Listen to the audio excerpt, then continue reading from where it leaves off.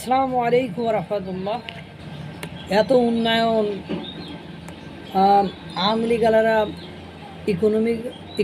Economics অর্থনীতিটা এগুলো ক্লপস করে গিয়েছে, ভেঙে দিয়ে গিয়েছে। প্রেস সচিব শফিকুল আলম বলেন যে এ সরকারের আমলে অনেক উন্নতি হয়েছে, ব্যাংক খাত, অর্থনৈতিক খাত, রিজার্ভ বেড়েছে, অর্থনৈতিক অবস্থা খুব ভালো। কিন্তু রিপোর্ট যেটা দেখি তাতে তো মনে হয় এইটার মুখে মুখে ভালো, আসলে সব কিছু কালো অন্ধকার, সব মানে অন্ধকারের মধ্যে ডুবে যাচ্ছে। কালবেলা নিউজে একটা নিউজ দেখলাম যে আপনারা জানেন সারা বাংলাদেশে প্রত্যন্ত অঞ্চলে ইসলামিক ফাউন্ডেশন বাংলাদেশের মসজিদ ভিত্তিক শিক্ষা কার্যক্রম চালু রয়েছে। এই কার্যক্রমে যারা শিক্ষক তাদের বেতন মাত্র 5,000 টাকা। বর্তমান সময়ে 5,000 টাকায় দিনাতিপাত করা মানে কি? সে মানবতার জীবনযাপন করে। একটা ফ্যামিলি কোনোভাবে 5,000 টাকায় চালানো যায় না। যদি পাশাপাশি তারা অন্য কোনো কর্মকাণ্ড করে সেটা আলাদা হিসাব। কিন্তু দুর্ভাগ্য হলেও সত্য যে গত 4 মাস ধরে 88,000 শিক্ষক কর্মকর্তা কর্মচারীদেরকে সেই ন্যূনতম 5,000 টাকা বেতনও আটকে দিয়েছে কর্তৃপক্ষ।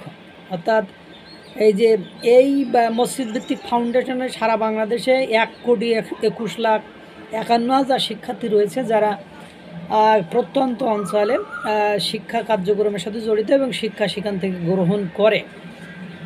এখন বিভিন্ন সময় এই শিক্ষকরা কর্মকর্তা কর্মচারীরা আন্দোলন করেছেন। তারা বলছে যে রোজার ঈদে মানে ঈদুল ফিতরে তাদের বেতন প্রদান করা হয়নি। আবার ঈদুল আজহা অর্থাৎ কুরবানির ঈদ আমরা যেটাকে বলে থাকি ওটা আবার চলে এসেছে, এখনও আমাদের বেতনের কোনো বন্দোবস্ত হয়নি।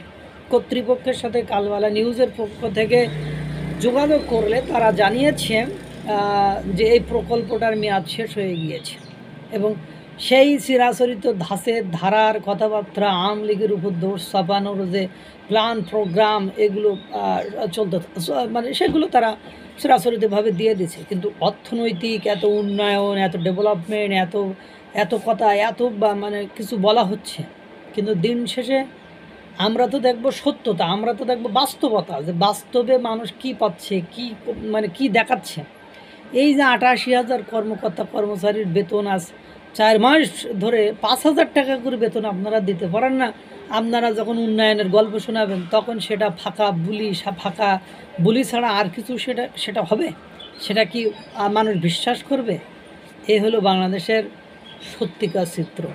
বিশ্বব্যাংক লাল তালিকায় ফেলে দিয়েছে। বিশ্বব্যাংকের রিপোর্ট অনুযায়ী 30 লক্ষ লোক হতদরিদ্রের মধ্যে পড়ে যাচ্ছে এবং অনুপ্রবেশ, রোহিঙ্গাদের অনুপ্রবেশ বেড়ে যাচ্ছে। এদিকে আবার দেশের অভ্যন্তরে কিছু সরকারি দায়িত্বে থাকা ব্যক্তিবর্গ তারা আবার পাকিস্তানের হয়ে যুদ্ধ করার জন্য মানে বলছে। এদিকে আবার মায়ানমারের ইস্যুতে আরাকান আর্মিদেরকে মানবিক করিডোর দেওয়ার কথা উঠছে, সেগুলো সরকারের পক্ষ থেকে স্বীকারও করছে। বোঝেন, এই হলো অবস্থা, এই হলো চিত্র।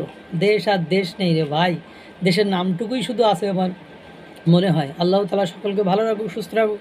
আসসালামু আলাইকুম ওয়া রাহমাতুল্লাহ।